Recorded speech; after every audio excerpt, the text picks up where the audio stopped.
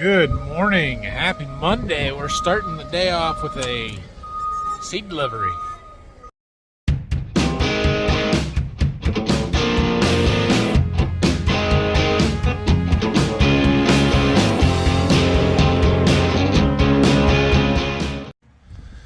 All right. Well, there's 3 truckloads of beans sitting in that corner. So we got a long ways to go yet, but that's a pretty good start. I don't have any more currently scheduled. So as far as I know, that's what's coming this week. But that could change. You never know. Yeah, it's going to work. It's going to work. We're going to make it work. The old corn over here, so that's the 4th full truckload of seed that I've gotten. All right, I'll go down to the farm and figure out what's going on today.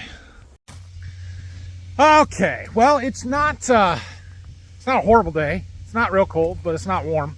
I think we're going to have to do some power washing this afternoon, so I should get the combine out and start working on that. That's probably not going to happen because I want to get this bean head put away. That's been sitting there since we finished the double crop beans up, and I want to get it put inside, so I think we'll pull it in front of the shop and just run the power washer across this stuff a little bit. We don't, the bean head is the one thing that we don't really go through and do maintenance on before we put it away. We just usually put it away and then get it out the end of June right before wheat harvest, and we'll do the maintenance then. So I do want to clean it up, get all this dirt and crap off the back of it here, this kind of stuff. Yeah. Before we put it in the barn. But as far as doing the cutter bar and that kind of stuff that needs to be done before we use it again, we'll worry about that in the spring or the summer. Yeah, it'd be a lot easier if I had it on the combine.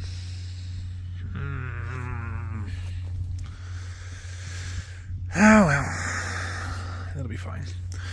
So we do like to go through and put new knife sections on, take a look at our guards. Like this guard here is pretty worn. Start replacing some of those as they wear, and then they don't cut good, and then you break stuff. So yeah, Phil is starting to core the bins out, move a little bit of grain. We've got a little bit of some stuff that's contracted for December delivery here with the basis set, but the basis around here is really bad. That's probably confusing for a lot of you. What's basis mean? Well, we can talk about that in a minute, I guess. I don't talk a lot about grain marketing on this channel because, frankly, I don't do the grain marketing at our farm.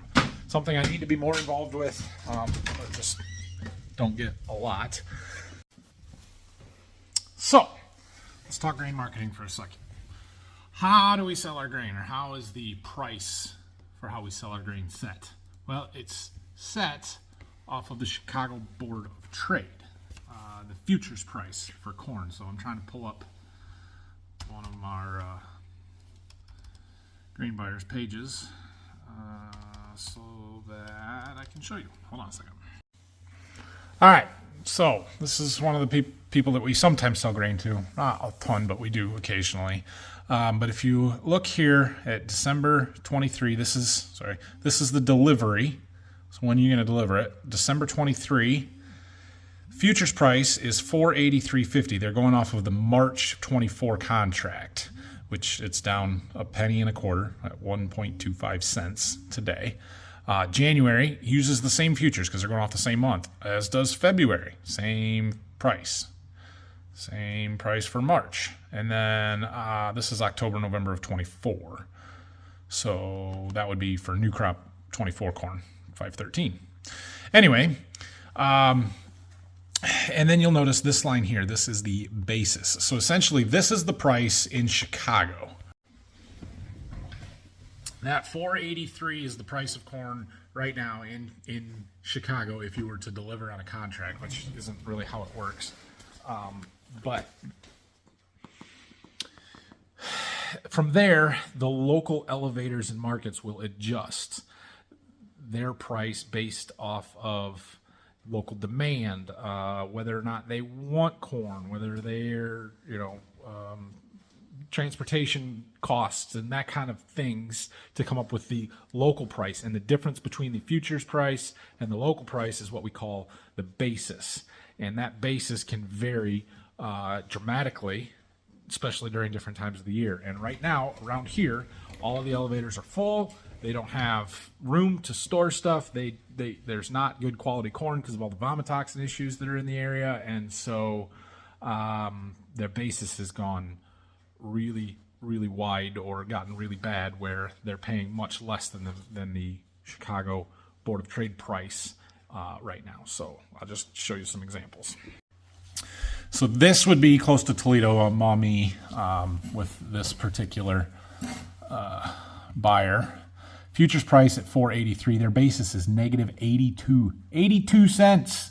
That's terrible. So that gives you a bid of $4.01 and a half. Right now we could sell corn today, take it out of our bins with no contract and just take it to them and they would give us $4.01. If we just wait until January, that basis goes from negative 82 to negative 45 and we're up to $4.38 and a half. If you wait to February, you gain another, 18 cents, $4.56.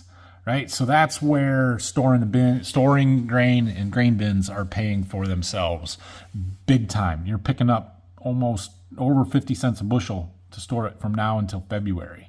We'll scroll down here and look at this location. This is Albion. This is an ethanol plant. That's an end user. Like, they have to have corn, and so their bid is much better. 468. They're only 15 under for December because they need the corn. Where it actually gets a little bit worse here in January and then starts getting better again in February. So if we were going to haul corn to this particular buyer, we'd be much better to go to Albion than to Maumee. This tells me they're full. They don't want corn. This tells me they're using corn. They still need it. Reading would be much closer than either of those other two. Their basis 80 cents there, so we're still better off going there than to Maumee. But again, you see that same thing. Look, it picks up 50 cents just waiting until January. So just wait till January. That's better. The other place we sell grain to, this would be the one that we sell most of our stuff to. And right now for delivery in December, they have a 70-cent basis. So slightly better, but not great. If you wait until January, it goes to 30 cents. So you pick up 40 cents a bushel just waiting this month.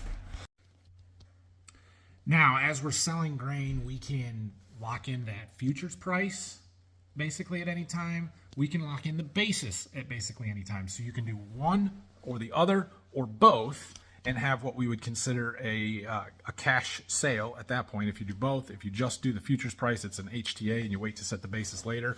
We do that a lot throughout the year. Like if we're selling grain now for next fall's delivery, right now at Montpelier, the one that we sell to that's close here, we can sell a futures price at $5.14, which is not horrible. It's not great, but it's not horrible.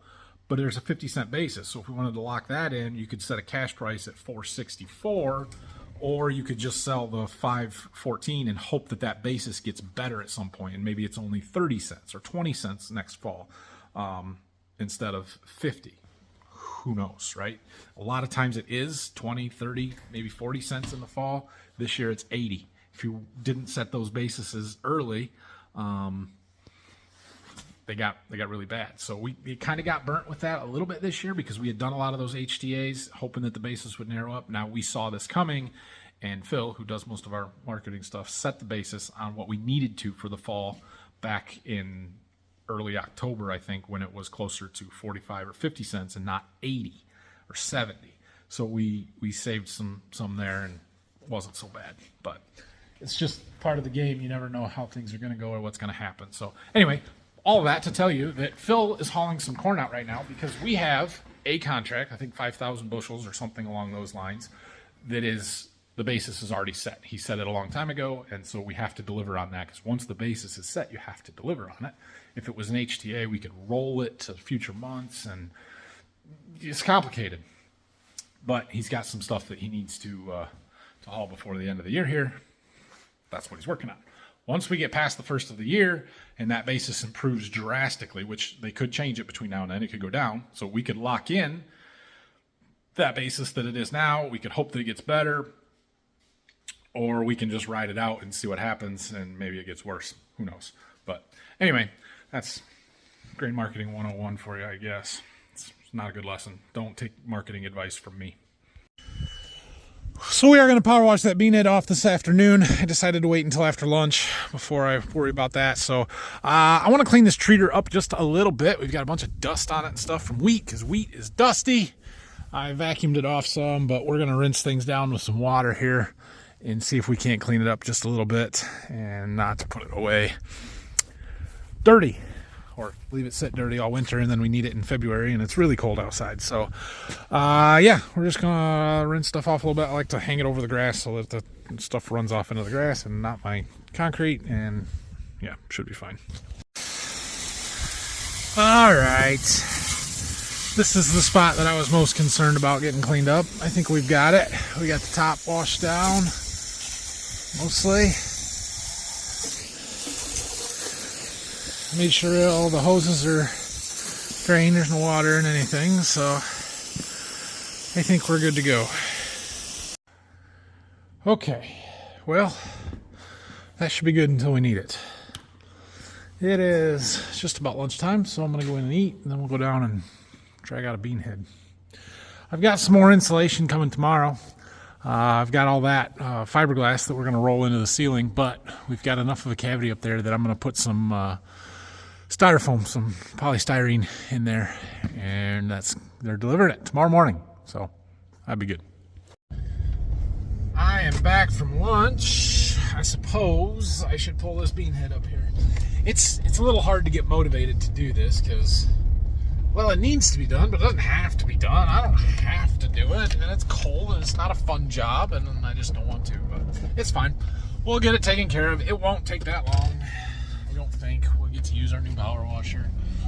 So we're gonna pull it out in front of the shop there, and I don't know, we usually store this in our barn down to Berkey for the winter, and so it'll get taken down there at some point. Probably not today, I don't think. I don't know. Alright, we got the power washer out here, got everything hooked up. I'm gonna put the hose on, handle. Oh no, it's all there. Yeah, anyway, I put some fuel in it, and we should be good to go. Where can I set you guys for a time lapse? Over there on the electric box.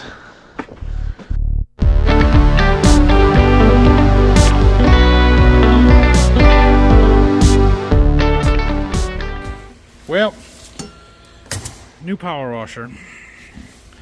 Gotta say, the wand, which is not even made by the same company as the power washer, so we're totally different stuff here, but garbage. It's supposed to be square there. To turn that, it's stripped. Well, I'll have to try and see if I can track down a new handle or a better system or something, or warranty. I don't know. Anyway, we got the gun off of the old power washer that, yeah, she probably leaks like crazy, but yeah, it'll get the job done. We do need to change the tip, though. We can't use the same tips with the old power washer and the new one because there's so much more gallons. They need a bigger tip.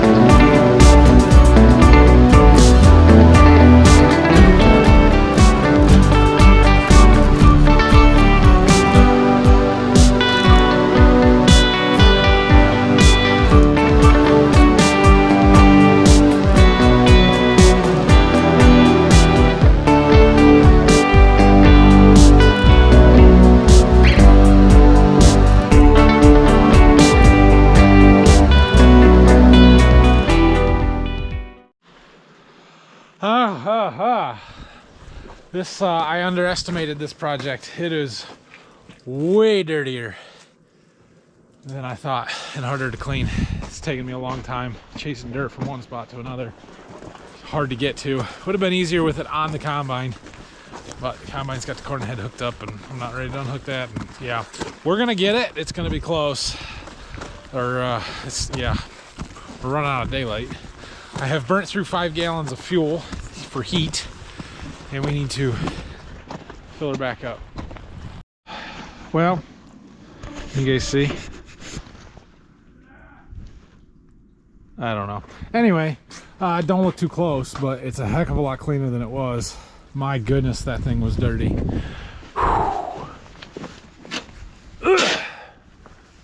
Yeah. We might have to do it again before when we drag it out of the barn in the summer, but I'm gonna call it good enough for now. Oh, my drain went down. Good.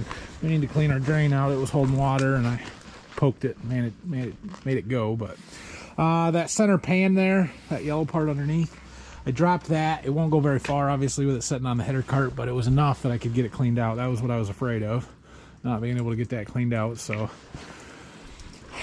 like I said, it's not good. I'm not real thrilled about it, but it's a heck of a lot better than it was, and we're gonna call it good enough. So I'm gonna pull it out of the way here. I might have Brock take it to Berkey tomorrow. I don't know. I might take it to Berkey tomorrow. I don't know. We'll see. But yeah, our concrete's dirty. Our drain's dirty. I'm cold and wet, and it's just, yeah, it's good enough. Well, that arm is only soaked up to past my elbow, almost to my arm. But anyway, that wand from the old power washer, it leaks a little. And I think this new power washer gets hotter than that one, because anytime the water dripped off that wand and hit my hand or anything, it burned. Like, it is very, very hot. So yeah, you had to hold that gun strategically so it didn't drip on my glove. But clearly it was getting me somehow. So